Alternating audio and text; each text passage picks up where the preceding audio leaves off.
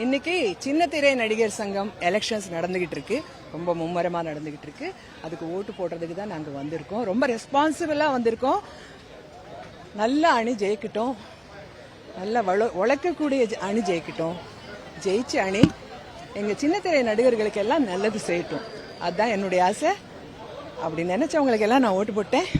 All the best to all the contestants. Small screen artist அப்படிங்கறத big screen small screen பிரிக்கவே முடியாது. ஏன்னா இவங்க ஒவ்வொருத்தருமே தங்களோட உயிரை கொடுத்து எல்லாருமே நடிச்சுக்கிட்டு இருக்காங்க ஈக்குவலண்டா. ஆனா எல்லாருக்குமே எல்லா பெனிஃபிட்ஸுமே கிடைக்கணும். முக்கியமா சில நேரங்கள்ல வேலை இல்லாம இருக்கவங்களுக்கு கூட வேலை வாய்ப்புகள் அமைச்சு கொடுக்கணும் அப்படிங்கிறது தான் இங்க இருக்க நிறைய பேருடைய இது கூட. கண்டிப்பா வரப்போற புது அணி கண்டிப்பா இந்த சேலஞ்சஸை மீட் பண்ணி எல்லாருக்கும் நல்லது பண்ணணும்னு நினைக்கிறோம். வணக்கம், நான் நடிகர் சாம்ஸ். இன்னைக்கு சின்ன திரையோட எலெக்ஷன்ஸ், அதுக்காக ஓட்டு போட வந்திருக்கேன். ஒரு காலத்தில் நானும் சின்ன திரையில் தான் இருந்து ஒரு நடிகனாக இருந்திருக்கேன். ஆரம்பத்தில் எனக்கு சில நிறுவனங்களால் பணம் வராதப்ப ஒரு யூனியன் இருந்து அந்த யூனியனில் கம்ப்ளைண்ட் பண்ண எனக்கு உண்மையிலுமே SN Vasanth sir and Rajendran இவங்களுடைய தலைமையிலான அணியில் எனக்காக அந்த பேமெண்ட்டை வாங்கி கொடுத்தாங்க அப்படிங்கிறது மறுக்க முடியாத உண்மை.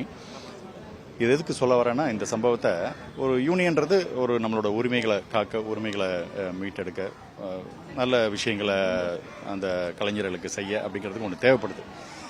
தமிழுக்கே சங்கம் வச்சு வளர்த்துருக்காங்க அப்படிங்கிறப்ப தமிழ் பேசுகிற கலைஞர்களுக்கும் சங்கம் கண்டிப்பாக தேவை இல்லையா? ஸோ அந்த விதத்தில் ஒவ்வொரு தடவும் ஒவ்வொரு சங்கம் நின்றுருக்கு. இந்த தடவை கொஞ்சம் ஒரு 3 அணியாக ப்ளஸ் சுயேட்சையாகவும் நின்றுருக்காங்க. எல்லா இதுலேயும் எனக்கு தெரிஞ்ச முத்துக்கள் மாதிரி என்னுடைய நல்ல நண்பர்கள் இருக்காங்க.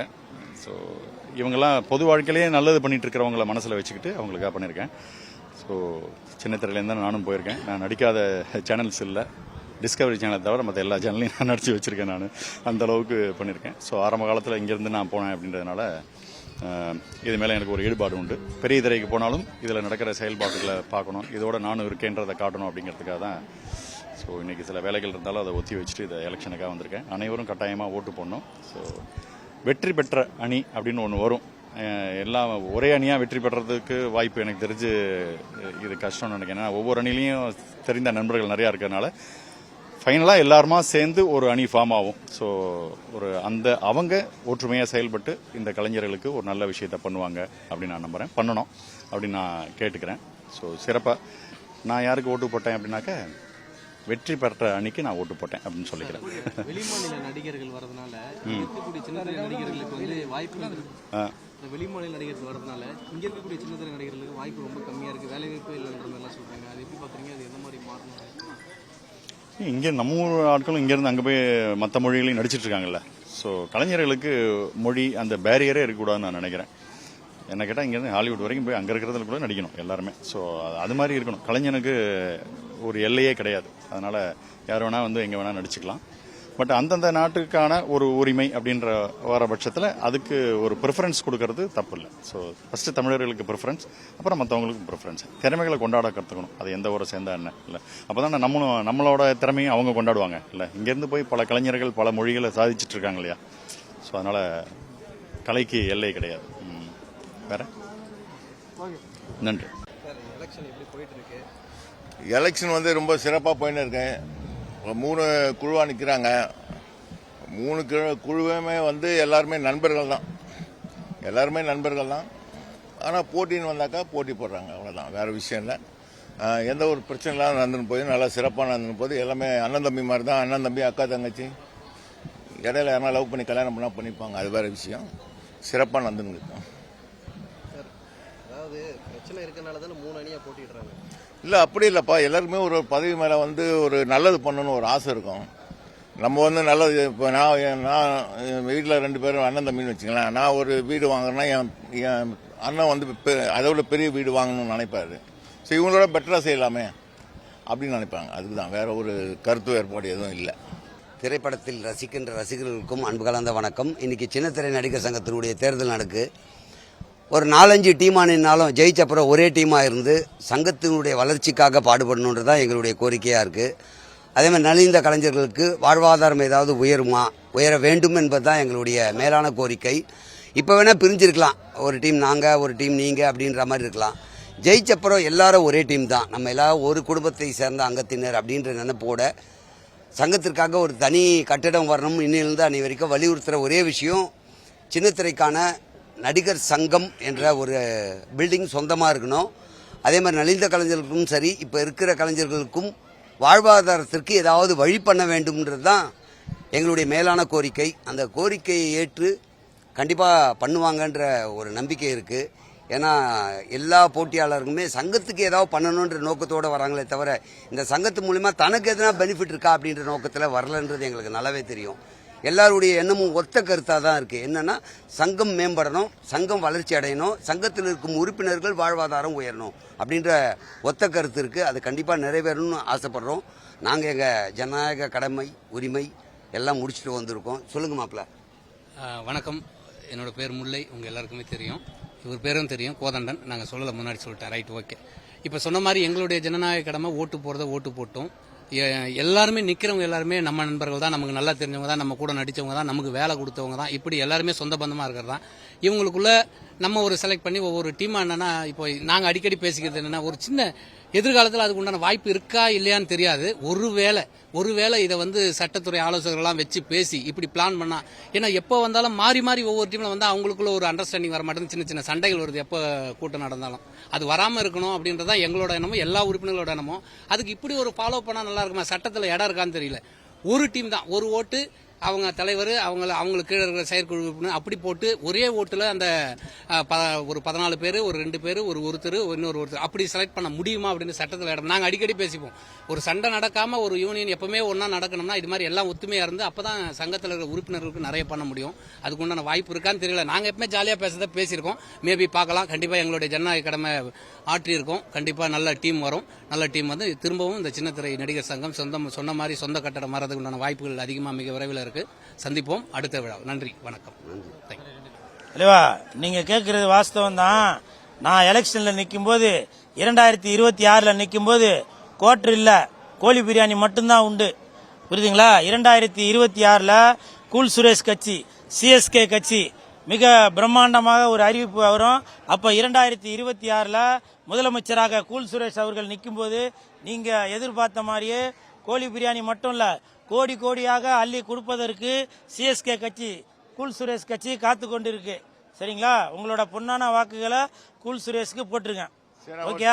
அப்புறம் இன்னொரு விஷயம் ஒண்ணு, சரி என்ன சொல்ல வந்தீங்க சொல்லிருங்க. இப்போ ஒரு சின்ன என்ன தெரியுமா, சின்ன எல்லாருக்கும் ஒரு சொல்லுங்க.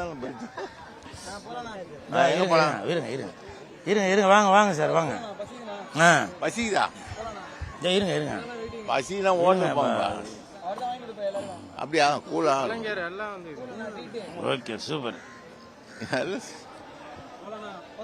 இருங்க தெரியாது, அவர் மாட்டாரு. ஓகே, மாட்டாரு. கேள்வி கேளுங்க, அவர் கேள்வி கேளுங்க. இரு இல்லைவா, நீங்க கேட்கறது வாஸ்தவம் தான்.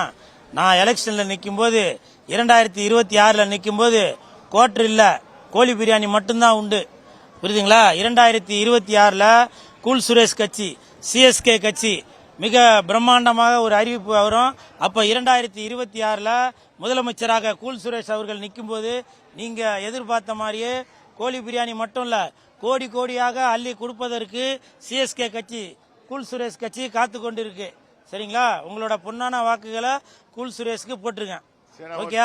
அப்புறம் இன்னொரு விஷயம் ஒண்ணு, சரி என்ன சொல்ல வந்தீங்க சொல்லிருங்க. இப்போ ஒரு சின்ன என்ன தெரியுமா, சின்ன எல்லாருக்கும் ஒரு சின்ன இருக்கும். இவர் கூல் சுரேஷ் என்பது, இவர் கூல் சுரேஷ்க்கு பீர் சின்னம். பீர் தானே கூலா இருக்கும், ஆனால் பீர் சின்னம். இவர் மாட்டினாருப்பா. ஏமா அப்போ அண்ணி, நான் மாஸ்டரோட ஒய்ஃபு தான் சொல்றேன். அவர் சும்மா இதுக்கு கிண்டலுக்காக பேசுறாரு. வீட்டுல போன உடனே வாய ஊதுங்க எல்லாம் சொல்லாதீங்க. புரியுதுங்களா? அவர் பீர் வாசம் பாருங்க. அப்படியா? ஐயோ, எனக்கு அதை பத்தி தெரியலையா. நான் பிறந்தப்ப தாய்ப்பால் குடிச்சேன், அதுக்கப்புறம் வெறும் பச்சை தண்ணி தான் குடிச்சிட்டு இருக்கேன். அது வாசனை வருமா, வாசனை வராதா, தெரியுமா தெரியாதா, புரியுமா புரியாதா, அறியுமா அறியாதான்றதான் எனக்கு தெரியல. மாஸ்டர் அவர்கள் சொல்லி தான் தெரியுது. இப்போ நான் வந்திருக்கிறது எலெக்ஷன்ல ஓட்டு போறதுக்காக நடிகர் சங்கத்துல ஓட்டு போறதுக்காக வந்திருக்கேன். நான் ஓட்டு போட்டேன். என்கிட்ட யாரெல்லாம் ஓட்டு கேட்டாங்களோ ஃபோன் பண்ணி ஓட்டு கேட்டாங்களோ அவங்களுக்கெல்லாம் ஓட்டு போடுறதுக்காக வந்திருக்கேன். கேட்காதவங்களுக்கு வேட்டு போடுறதுக்காக வந்திருக்கேன். அதே மாதிரி என்ன நேரில் சந்திச்சு ஓட்டு கேட்டவங்களுக்கு ஓட்டு போடுறதுக்காக வந்திருக்கேன். அவங்களுக்கு நல்லா புது சீட்டு போடுறதுக்காக வந்திருக்கேன். அது மட்டும் இல்லை, என்னை பல பேர் ஃபோன் பண்ணி கேட்டாங்க, நேரடியாக கேட்டாங்க, இங்கே வந்தப்பெல்லாம் கேட்டாங்க. ஆனால் இங்கே வந்ததுக்கப்புறம் உலகம் நடிப்புடா சாமி கட்டி பிடிக்க லேடிஸ்லாம் நான் வந்து கட்டி பிடிச்சாங்க. என்ன பிரதர் என்ன அப்படின்னு கட்டிப்போம், என்ன மச்சான் அப்படின்னு கட்டி இல்ல ஒரு நிமிஷம் இருங்க. உங்களை கட்டி பிடிக்கல, அவர் காண்டில் பேசுறாரு. உங்களை கட்டி பிடிக்க முடியுமா சொல்லுங்க? 4 பேர் சேர்ந்து உங்களை கட்டி பிடிக்க முடியும்? நான் ஒரு சின்ன கேள்வி, உங்களை எது கட்டி பிடிச்சாங்க? பிரதர் சொல்லி அதுதான் சொன்னேன் நானு, பிரதர்னு சொல்லி கட்டி பிடிச்சாங்க. அது எப்படி பிரதர் சொல்லி? இங்க பாருங்க, ராக்கி கட்டினாங்க. அது மட்டும் இல்ல, சில பேர் மச்சான்னு சொல்லி கட்டி பிடிச்சாங்க. அவங்கள மாமான்னு சொல்லி உங்களை கட்டி பிடிச்சிருப்பாங்க. மாமான்னு சொல்லி கட்டி பிடிச்சிருப்பாங்க. என்ன கட்டி பிடிச்சது ஒரு அன்பால பண்பால தான் கட்டி பிடிச்சாங்க. ஏன்னா அவங்களுக்கு எல்லாம் தெரியும், India is my country, all brothers and sisters. சின்ன விஷயம் சொல்லிட்டேன், கட்டி பிடிச்சா 60 வயசுக்கு மேல அதான் கட்டி பிடிச்சாங்க. சரி பரவாயில்ல, ஒரு தாயாக, எனது உடன்பிறப்பாக, என் சகோதரியாக, என் அத்தையெல்லாம் வேணாம்ப்பா, சித்தியாக இப்படி நினைச்சு என்ன கட்டி பிடிச்சிருப்பாங்க. இன்னைக்கு அவங்களோட அன்பை பொழிஞ்சு எனக்கு ஓட்டு போடுங்கன்னாங்க. ஆனா 3 டீமு இந்த எலெக்ஷன்ல நிக்குது. 3 நாளா அவங்க வந்து மீட்டிங் போட்டு எல்லாரையும் வர வச்சு பிரியாணி எல்லாம் போட்டாங்க. ஆனால் அங்கே நிற்கிற அந்த வேட்பாளர்கள் எல்லாருமே ஸ்டேஜில் நின்றுட்டு ஏதோ கல்ச்சுரல் ப்ரோக்ராமுக்கு வந்த மாதிரி அப்படி ஸ்டைலாக நின்று ஹாய் ஹலோ அப்படின்ட்டு இருக்காங்க. ஓட்டு கேட்கறது சும்மா இல்லைங்க, தெருவா போனோம், வீதியா போனோம். உங்களை ஒரு பதவியில் உட்கார வைக்கிறேன்னா அது எதுக்கு? எங்களை மாதிரி ஏழை பாளைகளுக்கு, நடிகைகளுக்கு உதவி செய்வீங்க அப்படின்றதுக்காக தான் உங்களுக்கு ஓட்டு போட்டு உங்களை நாங்கள் ஜெயிக்க வைக்க போறது. ஆனா நீங்க நம்ம பிரியாணி போடுறோம், சிக்கன் 65 போடுறோம், ஐஸ்கிரீம் போடுறோம், அது போடுறோம், இது போடுறோன்ட்டு நீங்க ஸ்டேஜில் அப்படியே உட்காந்துக்கிட்டு நான் எல்லாமே கவனிச்சேன். 3 பேர் நடத்திய அந்த அறிமுக கூட்டத்துக்கு நான் போனேன். போய் யாரெல்லாம் எப்படி அவங்க ரியாக்ஷன் எப்படி இருக்குன்னு பார்த்தேன். சில பேர் வந்து ஏதோ கல்ச்சுரல் ப்ரோக்ராமுக்கு வந்துட்டு ஹாய் அப்படின்னு ஏதோ ரசிகர்களோட போட்டோ எடுக்கிறதுக்கு வந்த மாதிரி இருந்தாங்க. இதை நான் வந்து வன்மையாக கண்டிக்கிறேன். ஒருவேளை நீங்களாம் ஜெயிச்சிட்டீங்கன்னாக்கா தயவு செய்து அந்த நடிகர் சங்கத்திற்கு, சின்னத்திரை நடிகர் சங்கத்துக்கு இந்த மாதிரிலாம் இருக்காம நல்ல அன்போட பண்போட பாசத்தோட இருந்து நீங்க அடுத்த கட்ட நடவடிக்கைகள், இப்போ சின்னத்திரை நடிகர் சங்கம் வந்து சொந்தமா பில்டிங் கட்டணும் அப்படின்னு சொல்லியிருக்காங்க. அதற்கு ஒத்துழைப்பு கொடுக்கணும். நிறைய நலிந்த கலைஞர்கள் இருக்காங்க, அவங்களுக்கு ஒத்துழைப்பு கொடுக்கணும்னு இந்த நேரத்தில் தாழ்மையோட கேட்டுக்கிறேன். அது மட்டும் இல்ல, என்னாச்சு கிட்ட வந்திருக்கீங்க, நெருங்கி வந்துட்டீங்க, கேளுங்க. நீ 3 ஃபங்க்ஷன் போனீங்களா? பிரியாணி சாப்பிட்டீங்களா? சாப்பிடல. ஏன் சாப்பிடல? எனக்கு வந்து இப்ப நான் உடம்பு கம்மி பண்ணிட்டு வரேன் இல்லையா, உடம்பு கம்மி பண்ணி நல்லா ஸ்டைலா இருக்கிறேன். அதற்கு காரணம் என்னன்னு பாத்தீங்கன்னாக்க நம்ம லெஜண்ட் சரவணா ஸ்டோர் அண்ணாச்சி அவர்கள் தான் காரணம். ஏன்னா அவருக்கு வந்து பல எதிர்ப்புகள், பல விமர்சனங்கள் வந்தாலும் நம்ம லெஜண்ட் சரவணா ஸ்டோர் அண்ணாச்சி அவர்கள் எவ்வளவு ஸ்டைலா மாசா கெத்தா இருக்கிற இந்த வயசுலயும் இன்னைக்கு அவர் வந்து ஒரு ஸ்டைலா இருக்காரு அப்படின்னாக்க அவரோட ரோல் மாடல் தான் நானு.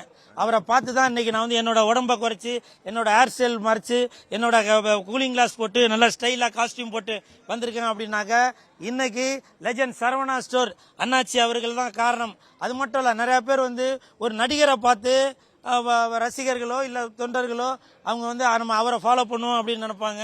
ஒரு அரசியல்வாதியை பார்த்து அவங்க அந்த மாதிரி நினைப்பாங்க. ஆனால் நான் லெஜண்ட் சரவணா ஸ்டோர் அண்ணாச்சி அவர்களை பார்த்து தான் இன்னைக்கு நான் வந்து ஸ்டைலா மாசா கெத்தா இருக்கேன். நடக்கிற தட்டு இன்னைக்கு கூட நான் வந்து லெஜண்ட் சரவணா ஸ்டோர் அண்ணாச்சி அவர்கள் நடந்து வரும்போது எப்படி ஸ்டைலா நடந்து வருவாரோ அதே மாதிரி தான் நானும் நடந்து வர்றது. அதற்கு காரணம் இன்னைக்கு உழைப்பால் உயர்ந்த அந்த மனிதர் லெஜண்ட் சரவணா ஸ்டோர் அண்ணாச்சி அவர்கள்.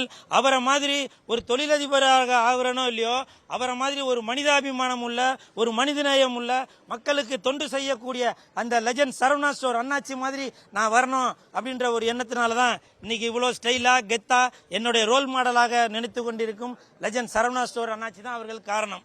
அடுத்த கேள்வி, இப்போ வந்து இவர் மாதிரி சரவணா ஸ்டோர் மாதிரி வரணும்னு சொன்னாரு. ஓகே, அது மாதிரி வரணும் எங்களுடைய ஆசை. நன்றி. இவர் இங்கதான் நல்லா பேசுவாரு. என்னை மாதிரி இழிச்சவாய மாட்டாங்க நல்லா பேசுவீங்க.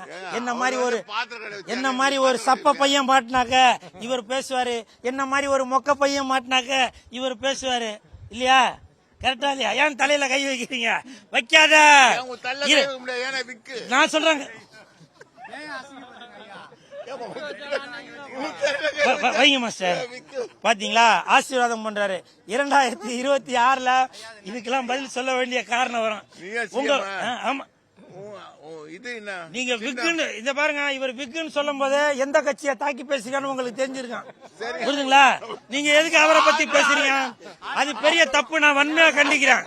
நீங்க எப்படி அவர் ஒரு மூத்த அரசியல் தலைவரா நீங்க விக்க பத்தி எப்படி பேசலாம்? நீங்க சொல்லுங்க தங்கச்சி, நீங்க சொல்லுங்க தம்பி.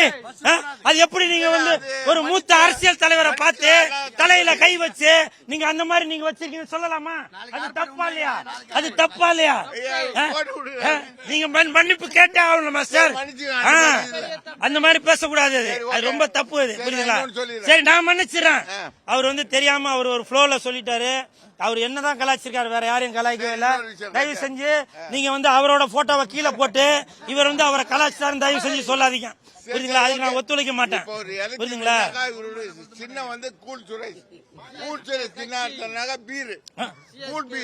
சின்ன வந்து கூல் பீர் சார். அவர் சொல்ற பீர்லாம் இல்ல சார், இது வேற சார். மறுபடியும் அவர் ஏதோ ஒரு கம்பெனியை தாக்கி தான் பேசுறாரு. அதுக்கு எனக்கு சம்பந்தம் இல்ல. அந்த கம்பெனியோட பிராண்ட் அம்பாசிடர் அவரு, அந்த கம்பெனியோட பார்ட்னர் அவரு. ஆமாவா? அதனால தயவு செஞ்சு எல்லாரும் வந்து ஓட்டு போடுங்க. உண்மைக்கும் நேர்மைக்குமா ஓட்டு போடுங்க. சரிங்களா? யாரு ஜெயிச்சாக்க உண்மை நடக்குமோ நேர்மை நடக்கும். இல்ல, அது கரெக்ட் தான். அது மட்டும் இல்ல, இன்னைக்கு இந்த எலெக்ஷன் வந்து நல்லா சீரும் சிறப்புமாக எந்த ஒரு சண்டை சச்சரவும் இல்லாம இருக்குது அப்படின்னாக்க அதுக்கு காவல்துறை அதிகாரிகள் தான் முக்கிய காரணமே. காவல்துறைக்கு ஒத்துழைப்போட தான் இன்னைக்கு வந்து, ஏன்னா நிறைய இடத்துல நான் நிறைய எலெக்ஷனுக்கு போயிருக்கேன். அந்த இடத்துல சில பேர் தண்ணி போட்டு வந்து இல்ல எதனா ஒரு இடையூறு கொடுத்துட்டு இருப்பாங்க. ஆனா இன்னைக்கு காவல்துறை, தமிழக அரசு நடத்தும் இந்த காவல்துறை மிக சிறப்பாக செயல்பட்டு கொண்டிருக்கிறது. அதனால அனைவரும் காவல்துறை நண்பர்களுக்கு ஒத்துழைப்பு கொடுத்து இதோட இந்த கூட்டத்தை கலைச்சிருங்க. அதுக்கப்புறம் லத்தி சார்ஜ் நடக்கிற மாதிரி இருக்கும். சரிங்களா? சார், இவரை ஜெயில போடுங்க சார். இவரை யார தாக்கி பேசியிருக்காரு தெரியுமா? 2026ல இதுக்கு இவர் பதில் சொல்லியே தான் ஆகணும். பாருங்க. ஆக்சுவலி எனக்கு வந்து ரெட் கார்டு கொடுத்துருந்தாங்க அப்படின்ற ஒரு பிரச்சனை போயிட்டு இருந்துச்சு. ஸோ எதுக்கு ரெட் கார்டு கொடுத்தாங்க, அது விஷயம் என்ன, அதெல்லாம் அது வேற ஒரு கதை. ஸோ நான் வந்து சரி ஓகே, ரெட் கார்டு கொடுத்தாங்கன்னா தொழில் ரீதியாக நம்ம எந்த ஒர்க்கும் பண்ணக்கூடாது, என்னை வந்து சின்ன திரையில சீரியல் எதுவும் நடிக்கக்கூடாது அப்படின்ற மாதிரி 1 இயருக்கு தடை பண்ணியிருந்தாங்க. ஸோ நான் வந்து என்ன நினச்சேன், சரி ஓகே சீரியலில் நடிக்கக்கூடாது, நம்ம வந்து சங்கத்தில் வந்து நிற்கலாம், மெம்பராக நிற்கலாம். ஏன்னா எனக்கு ரெட் கார்டு கொடுத்தது எனக்கு நியாயமா படலை. இதை நான் வந்து சொன்னப்போ வந்து சில பல காரணங்களால அப்போ தலைவராக இருந்த சிவன் ஸ்ரீனிவாசன் சாராலையும் வந்து அதை தடுக்க முடியல. ஸோ அதனால நான் என்ன நினைச்சேன், அட்லீஸ்ட் நான் உள்ள வந்தா என்ன மாதிரி ஏதாவது பிரச்சனை இருக்கிற ஆர்டிஸ்ட் வரும்போது அவங்களுக்கு நம்ம ஹெல்ப் பண்ணலாம் அப்படின்னு நான் மெம்பராக நிற்கலாம், கமிட்டி மெம்பராக நிற்கலாம் அப்படின்னு வந்தேன். அப்போ வந்து என்ன சொல்லிட்டாங்க அப்படின்னா வந்து ரெட் கார்டு இருக்கிறதுனால நம்ம வந்து நிற்க முடியாது அப்படின்னு சொல்லிட்டாங்க. பட் ஆனால் பைலால பார்க்கும்போது லைக் இந்த மாதிரி வழக்கு நடந்துட்டே இருக்கும்போது யாரும் நிக்க முடியாதுன்னு தான் இருந்துச்சு. பட் வேற பைலாஸ்லாம் காமிச்சாங்க. சரி ஓகே, என்னால ப்ரொடியூசருக்கு வந்து லாஸ் அப்படி இப்படின்னு நிறைய இது காமிச்சாங்க. சரி ஓகே அப்படின்ற மாதிரி நானும் விட்டுட்டேன். சரி, நான் வந்து எலெக்ஷன்லயும் நிக்கல, நான் ஓட்டு தான் போட வந்தேன். ஏங்க எலெக்ஷன்ல நிக்காதவங்க ஓட்டு போடக்கூடாதா? அந்த உரிமையும் இல்லையா? இப்போ வந்து இது அன்னைக்கே சொல்லியிருந்தா கூட பரவாயில்ல, நான் இவ்வளோ தூரம் ஓட்டு போட வந்ததுக்கு அப்புறம் சொல்றாங்க நீங்க ஓட்டு போட முடியாது. ஏன்னா வந்து அந்த விஷயம் 1 இயர் அந்த ரெட் கார்டு இருக்கு அப்படின்னு, அது வந்து தொழில் ரீதியாக தானே தடை பண்ணியிருக்காங்க. பட் ஆனால் ஓட்டு போடுற உரிமையை ஏன் எடுக்கிறாங்க அப்படின்னு தெரியல. அண்ட் வந்து இது பண்ணது யாரு அப்படின்னு கேட்டதுக்கு வந்து நம்ம பரத் அண்ணா அண்ட் அவங்களோட டீம்ல இருக்கிற தேவானந்த் அவங்க தான் வந்து இந்த அப்ஜெக்ஷன் லெட்டர் கொடுத்துருக்காங்க அப்படின்னு. சரி ஓகே, அப்ஜெக்ஷன் லெட்டர் கொடுத்துருக்கீங்க, உங்களை தான் ஃபர்ஸ்ட் வந்து பார்க்குறேன். வந்து பார்க்கும்போது மட்டும் கட்டி பிடிச்சி வாமா மறக்காம ஓட்டு போட்டுருமா, அப்போ எப்படி என்ன ஓட்டு போட சொல்லி கேட்குறீங்கன்னு எனக்கு புரியவே இல்லை. யாராவது ஏதாவது ஒரு பொண்ணு வந்து ஏதாவது ஒரு விஷயத்தை ஏதாவது சொல்லிட்டாங்கன்னா உடனே ரெட் கார்டு கொடுத்து அவங்கள பேன் பண்ணி சில வருஷம் வச்சிருவீங்க. இதனால சரி ஓகே, என்னால் உங்களுக்கு லாஸே ஆயிடுச்சு, I feel very sorry about that. ஆனால் நீங்க என்ன பேன் பண்ணி நான் வந்து சம்பாதிக்காம இருந்ததுனால உங்களுக்கு நீங்க லாஸ் ஆனது உங்களுக்கு திருப்பி கிடைச்சிருமா? இல்ல அதுல என்ன உங்களுக்கு கிடைக்குது? சின்ன ஒரு சந்தோஷம். அந்த சந்தோஷமா நீங்க இருக்கீங்களா? ஓகே, நீங்க சந்தோஷமா இருங்க. தேங்க்யூ. என்ன எதுக்காக உங்களுக்கு ரெட் கார்டு கொடுத்தாங்க? அதான் சொன்னேன், அது வேற ஒரு கதை. அது நம்ம இங்க கொண்டு வர வேணாம். நம்ம எலெக்ஷன் ஓட் அது மட்டும் பேசுவோம். ஏன்னா அதை பத்தி பேசணும்னா அது இன்னும் ரொம்ப டீடைல்டா போகணும். அது ரொம்ப பெரிய ஒரு விஷயம். சோ அது மட்டும் இப்ப வேண்டாம். அதே மாதிரி 18 வயசு ஆகல, அதனாலதான் அப்படின்ற ஐயா, எனக்கு 21 வயசு ஆகுதுங்கய்யா. ஸோ அதுதான் நான் எலிஜிபிலிட்டிலாம் பார்த்தேன். நான் வந்து 3 வருஷமா மெம்பரா இருக்கேன். ஸோ என்னால் கேண்டிடேட்டாவும் நிற்க முடியும், என்னால் ஓட்டு பண்ண முடியும். பட் ஆனால் என்னோட பேசிக் ரைட்ஸே என்கிட்ட இருந்து பறிக்கப்பட்டிருக்கு. ஸோ அதுதான், அது எனக்கு என்னன்னு தெரியல. ஏன்னா நான் வந்து உழைக்கும் கரங்கள் அணியில வந்து நிக்கிறதுக்காக இருந்தேன். ஆனா என்ன நிக்க விடல. அண்ட் இது வரைக்கும் சங்கத்துல இருந்து எனக்கு ப்ராப்பரா ஒரு லெட்டர் கூட வரல. நான் பேன் ஆனதுக்கும் சரி, ஃபர்ஸ்ட் டைம் நான் என்ன பேன் பண்ணிட்டாங்கன்றதே எனக்கு தெரியாது. ஏன்னா நான் வந்து அதுக்கப்புறம் வேற ஷோஸ்லாம் ஒர்க் பண்ணிட்டு இருக்கும்போது தான் பிரச்சனையா பண்றாங்க. அப்போ எனக்கு நீங்க லெட்டர் கூட அனுப்பலையே அப்படின்றதுதான் என்னோட ஃபர்ஸ்ட் கேள்வியா இருந்துச்சு. சங்கத்துல வந்து ஃபர்ஸ்ட் நடக்கும்போது கூப்பிட்டு விசாரிக்கல. பட் ஆனா அது வேற ஒரு கதை. ஸோ அதுக்கப்புறம் ஒரு மீட்டிங்லாம் நடந்தது. பட் அதுல ஆனா என் தரப்பு பெருசா கேட்கப்படல. அதெல்லாம் நம்ம இங்க கொண்டு வர வேணாம். ஆனா நான் என்ன சொல்றேன்னா, இப்போ என்னோட இந்த ஓட்டிங் இந்த ரைட் போனதும் சரி, அதுக்கு முன்னாடி நான் மெம்பரா நிக்க கூடாதுன்னு சொன்னதும் சரி, எதுக்குமே எனக்கு ப்ராப்பரா ஒரு லெட்டரோ இல்ல ஒரு எக்ஸ்பிளனேஷனோ எதுவுமே வரல. நாங்களா போய் கேட்கும்போது தான் அது நம்ம விட்டுடலாம், அது ப்ளீஸ் தயவு செய்து என்ன கேட்காதீங்க அப்படின்னு. அதான் நான் பரத் அண்ணா டீம்ல இருந்து பரத் அண்ணாவும் தேவானந்த் அவங்களும் அப்படின்றதுதான் எனக்கு மேல சொன்னாங்க. ஸோ அதுதான் எனக்கு தெரியும். தேங்க்யூ.